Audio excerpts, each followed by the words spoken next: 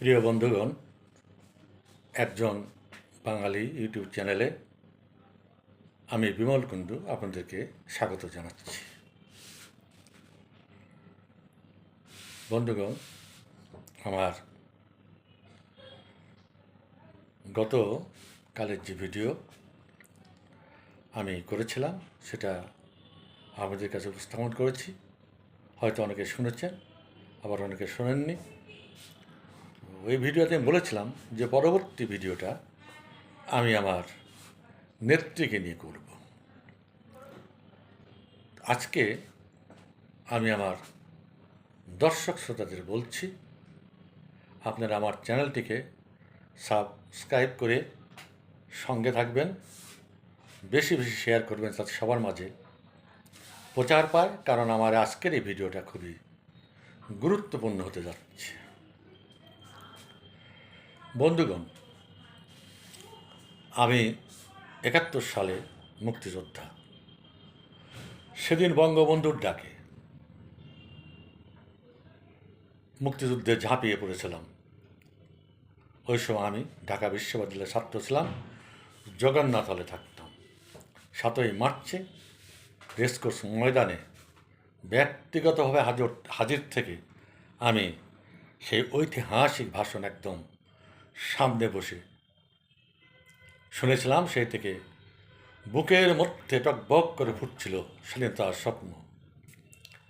এই স্বপ্ন বুকে ধারণ করে 25শে মার্চের কালো রাত্রে জগন্নাথ হল যারা জীবন দান করেছিল পাক বাহিনীর হাতে, সেখান থেকে আমি রক্ষা পেয়েছিলাম বলে আমার সৌভাগ্য হয়েছিল স্বাধীনতা যুদ্ধে যোগদান করার এবং দেশের স্বাধীনতা দেখার। এই যে স্বাধীনতা যুদ্ধে যোগদান করলাম এবং একটা দেশের আমার আজীবন স্বপ্নের হাজার হাজার বছর বাঙালি লালিত স্বপ্ন, যে একটা স্বাধীন সার্বভৌম বাংলাদেশ, এটা দেখলাম। এই সৌভাগ্য কয়জন বাঙালির হয়েছে আমি জানি না।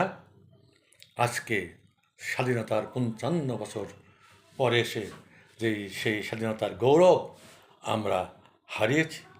আজকে বঙ্গবন্ধু তনয়া শেখ হাসিনা, যিনি দেশের প্রধানমন্ত্রী হিসাবে 15 বছর দেশ শাসন করেছিলেন এবং আন্তর্জাতিক পর্যায়ে দেশকে অত্যন্ত সম্মানের আসনে বসিয়েছিলেন এবং উন্নয়নশীল দেশের কাতারে বাংলাদেশকে নিয়ে গেছিলেন। কিন্তু ভাগ্যের কি পরিহাস, যে ষড়যন্ত্র 1975 সালে বঙ্গবন্ধুকে সপরিবারে হত্যার মধ্য দেওয়া শুরু হয়েছিল, সেই ষড়যন্ত্র তো কখনো শেষ হয় নাই। রাজাকার, আলবদর, পাকিস্তান, আইএসআই, জামাত ইসলামের সহযোগী সংগঠন প্রভৃতির মধ্য দিয়ে ষড়যন্ত্র চলছিল যে বঙ্গবন্ধু তনয়াকে কী করে শাসন ক্ষমতা থেকে উৎখাত করা যায় এবং এই বাংলাদেশকে তাদের লুটেপুটে খাওয়ার একটা সম্পদ হিসাবে তারা দখল করে নিতে পারে। সে ব্যাপারে তারা আমেরিকার ডিপ স্টেটের সহযোগিতায় এবং বিদেশে বসে বাঙালির মধ্যে প্রথম নোবেল বিজয়ী, শান্তিতে নোবেল বিজয়ী সুৎখোর ইউনুস, তিনি বলে থাকেন যে কি এক ডিজাইনের মধ্য দিয়ে তিনি বাংলাদেশের শাসন ক্ষমতা দখল করেছিলেন। যাই হোক, ইউনুসের 2 বছরে বাংলাদেশের মানুষ নির্যাতন, অত্যাচারের মধ্য দিয়ে, হত্যা, লুণ্ঠন, ধর্ষণ, এইসবের মধ্য দিয়ে জীবন কাটিয়েছে। আচ্ছা, একটা প্রশ্ন তো সবার মনে জায়গা, আমার মনেও জেগেছে। সে একটা প্রতিষ্ঠিত সরকার, গণতান্ত্রিক সরকারকে উৎখাত করা, এই তৃতীয় বিশ্বের দেশগুলোতে সামরিক বাহিনীর সহযোগিতা তারা কি সম্ভব হয়েছিল? কি সম্ভব? কখনো না।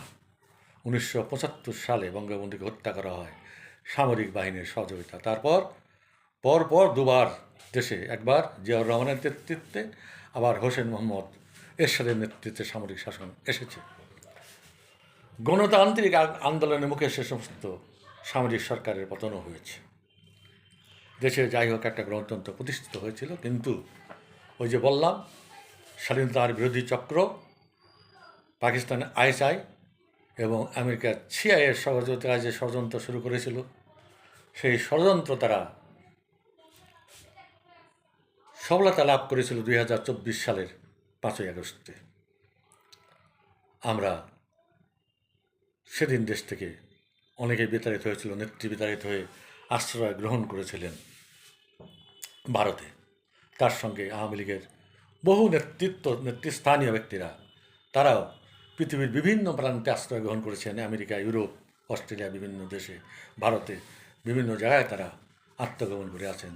দেশের মধ্যে যারা আত্মগোপন করেছিলেন তারা অনেকে ধরা পড়ে জেল খাটছেন, অনেকের জীবন গিয়েছে, অনেকে বিনা চিকিৎসায় জেলখানায় মারা হয়েছে, হত্যা করা হয়েছে, অনেককে আবার রাস্তায় পিটিয়ে মারা হয়েছে। কাজেই যে অবস্থা সৃষ্টি করা হয়েছিল, বঙ্গবন্ধুর বাড়িকে ধূলিসাৎ করে দেওয়া হয়েছে, গণভবনকে ধূলিসাৎ করে দেওয়া হয়েছে, বঙ্গবন্ধুর কোনো ভাস্কর্য, স্বাধীনতার কোনো চিহ্ন বাংলাদেশে রাখেনি এই অবৈধ ইউনুস সরকার। এমনকি আওয়ামী লীগ বলে, ছাত্রলীগ বলে পরিচয় দেওয়া পর্যন্ত যায়নি।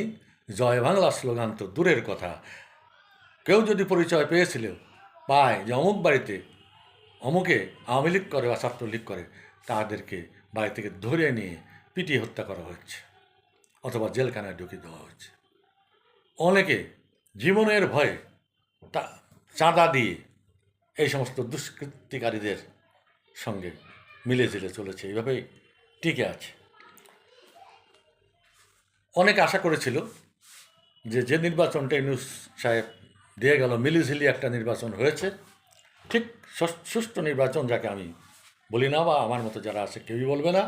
যাই হোক, তবু দেশে একটা গণতান্ত্রিক পরিবেশ সৃষ্টি হওয়ার পর সবাই আশা করেছিল যে এই সরকার, যে অবৈধ আদালতের মাধ্যমে ইউনূস সরকার আমাদের নেত্রীকে ফাঁসির রায় দিয়ে গেছে, সেটা সম্পর্কে একটা সুবিচার, সেটা রিভিউ করবে এই সরকার, এবং আওয়ামী লীগকে যে নিষিদ্ধ ঘোষণা করে রাখা হয়েছে সেই নিষিদ্ধতা তাদের উপর থেকে নিষেধাজ্ঞা তুলে নেবে। কিন্তু কী হলো, কি দেখলাম আমরা, আওয়ামী লীগের উপর থেকে নিষেধাজ্ঞা তুলে না নিয়ে এটাকে আবার বিল আকারে এনে পাকাভুক্ত করা হয়েছে। জেলখানার ওই সময়টাতে জেলখানার বহু দুষ্কৃতীকে ছেড়ে দেওয়া হয়েছে, তাদের কোনো বিচার করা হয়নি, তারা আর কখনো জেলখানায় ফিরে আসে না। বাংলাদেশের বুকে তারা আজ দর্প ভরে ঘুরে বেড়াচ্ছে। যারা ছিল অনেকে ফাঁসির আসামি, এর মধ্যে ছিল রাজাকার, আলবাদর এবং ষড়যন্ত্রকারী, তাদেরকে জেল থেকে ইউনূস সরকার ছেড়ে দিয়েছিল। বন্ধুগণ, অত্যন্ত পরিতাপের বিষয়, যেই ছাত্র আন্দোলনের তথাকথিত ছাত্র আন্দোলনের মধ্যে যে সমস্ত পুলিশকে হত্যা করা হয়েছিল, প্রায় 3,000 সাড়ে 3,000 পুলিশ, থানা লুণ্ঠন করে, বহু থানা লুণ্ঠন করে অস্ত্রপাতি লুট করে নিয়ে যাওয়া হয়েছিল, তার তো কোনো বিচার হয়নি। ওইকালীন সময়ে যে সমস্ত হত্যাযজ্ঞ হয়েছে, ইউনূস সরকার তাদের দায় মুক্তি দিয়েছিলেন। সেই দায় মুক্তি বিল বর্তমান তারেক রহমান সরকার সেটাকে বিল আকারে এনে তাকে পরিষ্কার ইন্ডিমেন্টি বিল পাশ করে নিয়েছে। এখন দেশের পরিবেশ পরিস্থিতি কিছু নাই, আইনের শাসন এখনও প্রতিষ্ঠিত হয় নাই। বন্ধুগণ, আমরা জানি যে দেশে পুলিশ প্রশাসন যে থাকে, প্রতিটি থানায় পুলিশ থাকে, এই পুলিশটা জনজীবনকে পাহারা দিয়ে রাখে, নিরাপত্তা বিধান করে রাখে, তারা রাত্রিতে টহল দেয়, আমরা নির্বিবাদে ঘুমাই। সে সমস্ত পুলিশ বাহিনী, সেই প্রতিষ্ঠানকে সম্পূর্ণরূপে ধ্বংস করে দেওয়া হয়েছে। তারেক সরকার ক্ষমতায় আসার পরও, একটা গণতান্ত্রিক সরকার, তথাকথিত গণতান্ত্রিক সরকার গঠন করার পরও এখন পর্যন্ত আর্মি মাঠে রয়েছে। উদ্দেশ্যটা কি? ইউনূস, সুদখোর ইউনূস দেশ ছেড়ে এখনও যায়নি, তিনি রাষ্ট্রপতি হবেন এই আশা নিয়ে এখনও দেশে অবস্থান করে, অর্থাৎ ষড়যন্ত্র এখনও শেষ হয় নাই। ঠিক এই অবস্থায় বিভিন্ন সোশ্যাল মিডিয়া আমরা শুনতে পাই প্রায় নেত্রী ফিরে আসছেন, এই 16 তারিখে ফিরবেন, এই 26 তারিখে ফিরবেন, এইরকম নানা কথা শুনি। এই তো মাত্র 3 দিন আগে সাবেক স্পিকার কোথায় তাকে লুকিয়ে রাখা হয়েছিল, কোথায় বন্দি করে রাখা হয়েছিল, কোথায় অন্তরীণ করে সামরিক বাহিনীর অধীনে রাখা হয়েছিল কেউ জানে না। হঠাৎ করে তাকে 3 দিন আগে বের করা হলো তার বাড়ি থেকে, ডিবি পুলিশ এসে তাকে অ্যারেস্ট করলো, তাকে জেলে দেওয়া হলো, আবার তাকে জামিনে বের করে দেওয়া হয়েছে। এখন শোনা যাচ্ছে যে শিরিন শারমিন চৌধুরী সাবেক স্পিকারকে আওয়ামী লীগের পুনর্গঠনের দায়িত্ব দেওয়া হবে। তিনি আহ্বায়ক হয়ে বা আওয়ামী লীগের সভাপতি হয়ে নেত্রীকে বাদ দিয়ে আওয়ামী লীগকে পুনর্গঠন করবেন। বিএনপি সরকার আওয়ামী লীগের পুনর্গঠন করবে, আওয়ামী লীগের দল গঠন করবেন। আমরা কি মরে গেছি? আমাদের নেত্রী কি ইন্তেকাল করেছেন? কেন তা করতে হবে? যদি কিছু করতে হয় শেখ হাসিনা সেটা করবেন। দলের যদি পুনর্গঠন করতে হয় তিনি সেটা করবেন। তিনি আছেন, তার বিশাল কর্মী বাহিনী ইউরোপ আমেরিকা বিভিন্ন দেশে রয়েছে। আজকে ভয়ে যারা বাংলাদেশে কথা বলতে পারছে না, তারা বলছে নেত্রী কেন ফিরে আসে না। সোশ্যাল মিডিয়াগুলো বলছে, আরে নেত্রী ফিরে যাওয়ার মতো কি অবস্থা দেশে আছে? যেখানে আওয়ামী লীগ পরিচয় দেওয়া হয় না। গত পরশুদিনও কুষ্টিয়াতে একজন বাউল শামীম ফকিরকে ধর্ম অবমাননার দায়ে একটা অজুহাত তুলে তাকে পিটিয়ে হত্যা করা হয়েছে। এইভাবে এখনও মব সন্ত্রাস চলছে। এখনও আইএসআইয়ের জঙ্গিরা ঢাকার বুকে সদর্পে বিচরণ করছে, এটা আমরা জানি। কক্সবাজার, তারপর আমু, এ সমস্ত জায়গায় আইএসের ঘাঁটি, শেয়ার ঘাঁটি রয়েছে। এই অবস্থায় নেত্রীকে দেশে নিয়ে এসে তাকে জীবনটা দিতে হবে। যে জীবন অনেক কষ্টে কীভাবে রক্ষা করা হয়েছে সেটা এখনও দেশবাসী জানে না। যে 5ই আগস্ট তিনি কীভাবে রক্ষা পেয়েছিলেন, কীভাবে তিনি ভারতে তাকে সরিয়ে নেওয়া হয়েছিল, দেশের মানুষ জানে না। তিনি আসেন বলে আজকে আওয়ামী লীগের গন্ধ আমরা আকাশে বাতাসে শুনি। তিনি না থাকলে এতদিন যে অবস্থা ছিল, আওয়ামী লীগ একদম ধুয়ে মুছে শেষ হয়ে যেত। যেখানে প্রতিষ্ঠান নেই, বিচার বিভাগ নেই, বিচার বিভাগ প্রতিষ্ঠান একটা, তাকে সম্পূর্ণরূপে ধ্বংস করে দেওয়া হয়েছে। পুলিশ প্রশাসন একটা প্রতিষ্ঠান, বহু হাজার বছর ধরে পুলিশ প্রশাসন চলছে দেশে, সে প্রতিষ্ঠানকে সম্পূর্ণরূপে ধ্বংস করে দেওয়া হয়েছে। দেশে কোনো বিচার নাই, কেউ কোনো বিচার পাচ্ছে না। দেশে মপতন্ত্র চলছে, আওয়ামী লীগ পরিচয় দেওয়া যাচ্ছে না। কাকে নিয়ে দল গঠন করা হবে? যারা কর্মীরা আছে তারা নীরবে কাজ করে যাচ্ছে। কোনো সময় তারা বেরিয়ে ছোটোখাটো মিছিল করছে, জয় বাংলা বলে স্লোগান দিচ্ছে। তার অর্থ এই নয় যে রাতারাতি নেত্রী এসে বাংলাদেশের বুকে দাঁড়িয়ে তার দলকে পুনর্গঠন করে বিশাল আওয়ামী লীগ গঠন করে বিশাল জনসভা একটা করবেন। এটা এখনও দেশে সেই পরিবেশ সৃষ্টি হয় নাই। পরিবেশ সৃষ্টি এতদিন হয়তো আরেকটু অগ্রগতি আমাদের হতো, কিন্তু পরপর আন্তর্জাতিকভাবে যে সমস্ত ঘটনাগুলো ঘটছে সেদিকে আমাদের দৃষ্টি রাখতে হবে। এই আন্তর্জাতিক ঘটনাগুলোর জন্য আমাদের কার্যক্রম স্থবির হয়ে পড়েছে, আওয়ামী লীগের কার্যক্রম স্থবির হয়ে পড়েছে বলে আমার ধারণা। আমি জানি যে সাধারণ কর্মী যারা রয়েছেন, বিপুল কর্মী বাহিনী আওয়ামী লীগের, তারা ধীরে ধীরে নিরাশ হচ্ছেন। আওয়ামী লীগের ত্যাগী কর্মীরা চিরদিন ত্যাগ স্বীকার করে যাচ্ছেন। বঙ্গবন্ধু শপথ হত্যার পর যে ত্যাগ স্বীকার করে তারা ঘুরে দাঁড়িয়েছিলেন, সেইভাবে আওয়ামী লীগ আবার ঘুরে দাঁড়াবে বিশ্বাস আমাদের আছে, এই বল আমাদের বুকে আছে। আমি নেত্রীকে বলছি, নেত্রীর উদ্দেশ্যে কথাগুলো আমি বলছি, নেত্রী আপনি খুব সুষ্ঠুভাবে এই বর্তমান অবস্থা আপনি ট্যাকেল করবেন, কারোর কথা শুনবেন না। আপনার আশেপাশে কিন্তু এখনও অনেক দুরাচারী রয়েছে যারা আওয়ামী লীগকে ডোবানোর জন্য, পার্টিকে ডোবানোর জন্য দায়ী। শুধুমাত্র কিন্তু এই মব, এই ডিপ স্টেট এবং ইউনুসের টেকনিক কিন্তু শুধুমাত্র আওয়ামী লীগের পতনের কারণ নয়। আওয়ামী লীগের পতনের কারণ আওয়ামী লীগের মধ্যে বহু দুর্নীতিবাজ, তারা টাকাকে ঘুষ নিয়ে এখানে ঢুকিয়েছে। জামাত শিবির ক্যাডারদের, বিএনপির ক্যাডারদের চাকরিতে ঢুকিয়েছে, সেনাবাহিনী ঢুকিয়েছে, পুলিশে ঢুকিয়েছে। আর সবচেয়ে বড় অন্যায় যেটা করেছেন, আমি আজ পর্যন্ত এই 2 বছরে 198টা ভিডিও করেছি দেশের জন্য, দেশের মানুষকে উজ্জীবিত করার জন্য, আওয়ামী লীগকে উজ্জীবিত করার জন্য, জনগণকে ঘুরে দাঁড়ানোর জন্য। তার একটা ভিডিওর মধ্যে আমি বলেছিলাম, জেনারেল ওয়াকার আপনি কার? সেই ভিডিওটা আপনারা খুঁজে নিয়ে দেখবেন যে একটা দেশের আর্মি যাদেরকে শেখ হাসিনা পুত্রবৎ ভালোবাসতেন, যাদের সমস্ত সুযোগ সুবিধা দিয়ে তিনি পুষেছেন, হ্যাঁ, তার আত্মীয়কে তিনি সেনাবাহিনীর প্রধান বানিয়েছেন, তারা কিভাবে নেত্রীর সঙ্গে বিশ্বাসঘাতকতা করেছে। আপনারা দেখবেন তারই আমলে আরেকজন জেনারেল করিম ভূঁইয়া, তিনিও সেনাবাহিনীর প্রধান হয়েছিলেন। তিনি নাকি ইদানিং বেরোচ্ছে যে 7 কোটি টাকা দিয়ে বাড়ি করেছেন। কোথায় পেলেন এত টাকা? একজন চাকরিজীবী? এগুলো তদন্ত হওয়া দরকার। এইভাবে নেত্রীর সঙ্গে এরাই বিশ্বাসঘাতকতা করে গেছে। দিনের পর দিন রাফা ক্লাবে চাকরিরত এবং অবসরপ্রাপ্ত সামাজিক কর্মকর্তারা বৈঠক করেছে, আওয়ামী লীগের বিরুদ্ধে চক্রান্ত করেছে। সে সমস্ত আজকে প্রকাশ হয়ে গেছে। আমি নেত্রীকে বলবো, আপনি দেখেছেন কিনা আমি জানি না, কেউ যদি নেত্রীর কাছে আমার বার্তাটা পৌঁছে দেন তাহলে খুব উপকার হবে। হয়তো উনি দেখেছেন, নর্থ ইস্ট নাম করে একটা মিডিয়া থেকে ধারাবাহিকভাবে প্রকাশ করছেন একজন সিনিয়র সাংবাদিক এনায়েত কবির, কীভাবে এই ষড়যন্ত্রটা আওয়ামী লীগ সরকারের বিরুদ্ধে করা হয়েছিল, কীভাবে নেত্রীকে উৎখাত করা হয়েছিল, কারা কারা এর পিছনে জড়িত আছেন, সমস্ত কিছু তিনি প্রকাশ করে একের পর এক সিরিয়াল এই নর্থ ইস্ট মিডিয়াতে প্রকাশ করে চলেছেন। অনুগ্রহ করে আপনারা নর্থ ইস্টের সিনিয়র সাংবাদিক এনায়েত কবির তার বক্তব্যগুলো আপনারা শুনুন। তিনি সমস্ত ষড়যন্ত্র তথ্যসহ উপস্থাপন করেছেন। আমি আমাদের মাননীয় নেতৃত্বের দৃষ্টির দিকে আকর্ষণ করছি, যারা প্রচার করছে, বা যদি আপনার নলেজ এটা থেকে থাকে যে শারমিন চৌধুরীকে, মাননীয় স্পিকারকে, সাবেক স্পিকারকে দায়িত্ব দিয়ে তাকে আবার আওয়ামী লীগে পুনর্গঠন, এটা করবেন না আপনি।